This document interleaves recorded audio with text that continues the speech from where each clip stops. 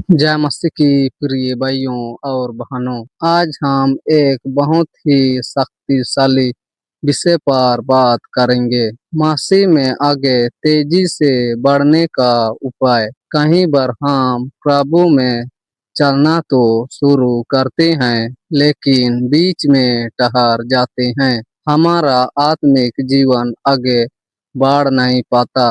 लेकिन बाइबिल हमें बताती है कि परमेश्वर चाहता है कि हम आत्मिक रूप से बढ़े। दूसरा पतरस 3:18 में कहता है, परमेश्वर की अनुग्रह और हमारे उद्धारकर्ता यीशु मसीह के पहचान में बढ़ते जाओ। इसलिए बाइबिल साफ कहती है, बढ़ते जाओ, रुकना नहीं।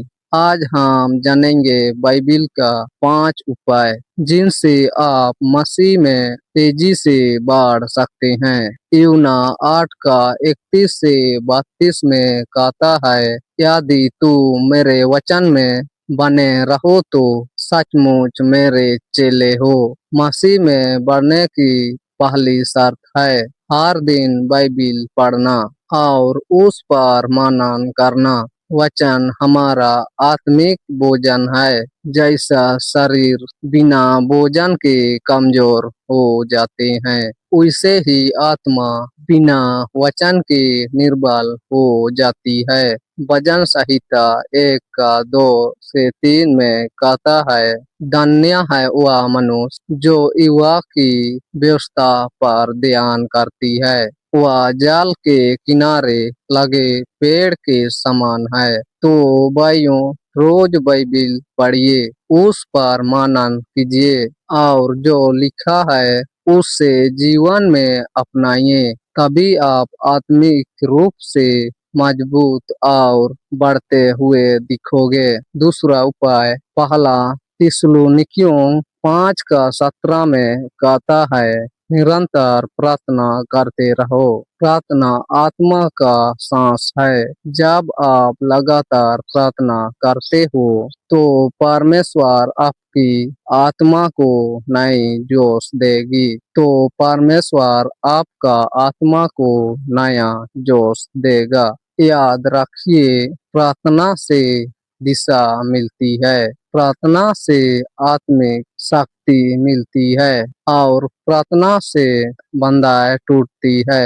यीशु ने भी कहा मत्ती 26:41 में, जागते रहो और प्रार्थना करो कि तुम परीक्षा में ना पड़ो। तो यदि आप आत्मिक रूप से तेजी से आगे बढ़ना चाहते हैं तो हर दिन समय निकलकर प्रार्थना करो। सुबह उठते ही और रात में सोने से पहले प्रभु से बात करें, जैसे एक मित्र से करते हो। तीसरा उपाय, इब्रानियों 10:25 में कहता है, हम अपनी सभा करना ना छोड़े जैसे कुछ लोगों की रीति है। मसीह में अकेले रहना खतरनाक है। शैतान हमेशा अलग किए हुए व्यक्ति पर हमला करता है, पर जब आप विश्वासियों की संगति में रहते हैं तो आपकी आत्मा को रक्षा होती है। कलीसिया में जाना, उपदेश सुनना, दूसरों के साथ प्रार्थना करना, ये सब आपके आत्मिक जीवन को आगे बढ़ती है। जैसे आग के कोयले एक साथ जलते हैं, वैसे ही हम एक संगति में होते हैं तो हमारे अंदर का विश्वास जलता रहता है। चौथा उपाय, याकूब 2:17 में लिखा है, यदि विश्वास के साथ काम ना हो तो वह विश्वास मरा हुआ है। परमेश्वर ने आपको जो वरदान दिया है उसका उपयोग उसका महिमा के लिए करें। किसी गरीब का मदद कीजिए, किसी बीमार के लिए प्रार्थना कीजिए, किसी निराश व्यक्ति को प्रोत्साहन दीजिए। मत्ती 25:40 में कहता है, जो कुछ तुमने मेरे इन छोटे भाइयों में से एक के साथ किया, वह मेरे ही साथ किया।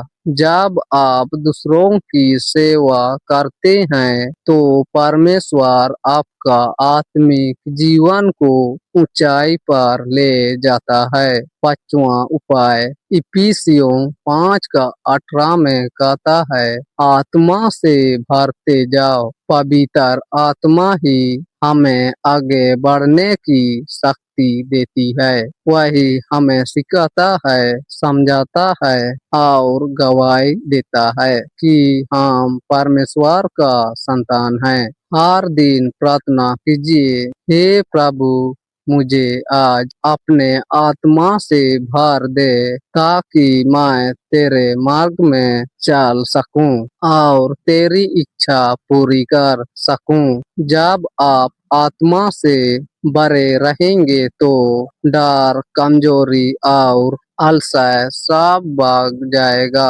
आपका जीवन तेजी से आगे बढ़ेगा, जैसे हवा से भरा जहाज तेज गति से चलता है। प्रिय भाइयों और बहनों, यदि आप मसीह में आगे बढ़ना चाहते हैं तो इन 5 उपायों को अपने जीवन में अपनाएं। पहला, वचन में बने रहना। दूसरा, प्रार्थना में बने रहना। तीसरा, संगति में बने रहना। चौथा, सेवा करना। पांचवा, आत्मा से भरना। तो दोस्तों, इस वीडियो को देखकर आप लोग समझ गए होंगे, इसलिए मैं इस वीडियो को यहीं समाप्त करता हूँ। अगले वीडियो में फिर मिलेंगे, तब तक के लिए फिर से आप लोगों को जय मसीह की। आमीन।